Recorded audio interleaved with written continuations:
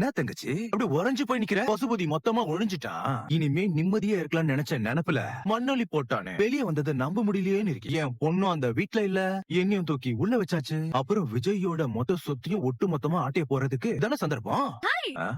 அங்க பாருங்க, பெண் சிங்கம். பெண் சிங்கம் வீட்டுக்குள்ளதான் ஒளிஞ்சுக்கிட்டு இருக்கு. சிங்க பெண்ணு விஜய் கூட வாழ போலியா? அப்புறம் எங்க இருக்க? ஐயா, என்ன காவேரி நீ அப்படியே உறைஞ்சு போய் நிக்கிற? எப்படி அவன் வெளியே வந்தாட்டு அப்படியே பாக்குற? ஜாமீன்ல வந்திருக்க. ஜாமீன்ல தானே வந்திருக்கேன். கிளம்பிடுச்சு பெண் சிங்கம். வா காவேரி, இன்னும் எதிர்பார்க்கிறேன். இதே கேஸ்ல தான் விஜய் உள்ள போனானே, அவனால வெளியே வர முடிஞ்சுதா ஜாமீன்ல? ஆனா நான் வந்திருக்கேன் பார். இதுதான் பசுபதி, பசுபதியோட பவர். கூடிய சீக்கிரம் இந்த கேஸ் ஒண்ணுமே இல்லாம மொத்தமா எப்படி வெளியே வரன்றத மட்டும் பாரு.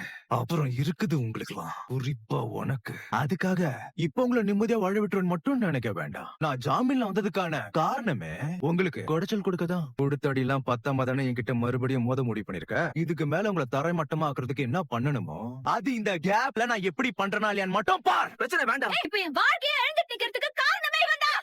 மட்டும் தான் காரணம். இவனை கொன்னாதான் என் ஆத்தா அடங்கும். நான் எல்லாத்தையும் இழந்துட்டேன். இனிமே நான் இழக்கிறதுக்கு என் உசுறு மட்டும் தான் இருக்கு.